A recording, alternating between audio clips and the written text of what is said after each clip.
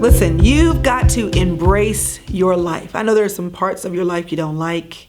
I know there are some things that you want to change, but you are the only one who can fully embrace your life because you're the one who's living it.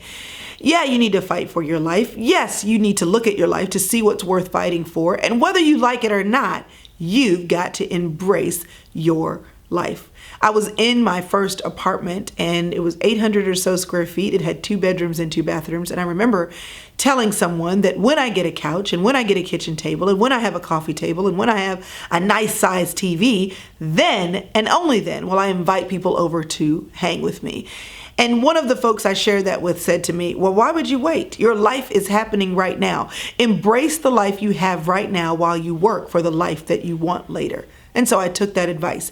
And one of my girlfriends, we're friends to this day, tells me that some of those moments where I was sitting on the floor on a pillow and she was sitting in the only seat that I had in my whole apartment, a rocking chair, and I would make hot chocolate, put whipped cream on it, and we'd sit there because I had no TV and talk.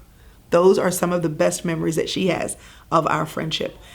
I have those memories with her and with some other people because I chose, even in a season of life that had a bunch of stuff about it that I wanted to change, I chose in that season to embrace the life I had and to embrace the person I was.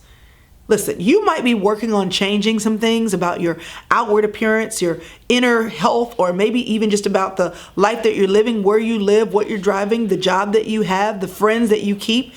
That's fine. But while you work on what you want to have, don't reject what you have in front of you right now. Embrace your life. Choose to see what's beautiful. Choose to celebrate the small moments and realize that probably what you have in your hand might be the key to what you want in your future. In Exodus chapter 4, Moses was a little concerned that Jesus was telling him, or that God was telling him, to go and tell the people of Israel to leave Egypt and to tell Pharaoh, let my people go.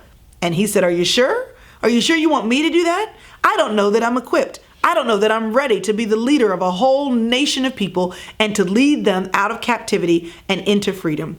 And with this big charge in front of him, Moses questions God. And God says to Moses, what do you have in your hand?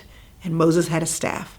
And if you know anything about the story of Moses, mainly written about in Exodus, you will know that a lot of the miracles that he did, a lot of the direction that he gave, a lot of the walking that he did, even through the desert, he did it with that staff in his hand. And that staff, the thing that he had in his hand, was a part of him embracing his life. He didn't think it had much value. It was just the staff of a shepherd. But when he decided to embrace what he had, that was when he could work for what he wanted, which was the freedom of his people, a life serving God, and a life living in his purpose and calling. What do you have in your hand? What do you not even like, or maybe you don't think very much of? Embrace it. And embracing your life by looking at your life will help you to fight for the life you have right now. Listen, I love helping you think about your life. Not only are we going to fight for it and look at it and embrace it, but you've got to do the work of developing it. And we'll talk about that next time.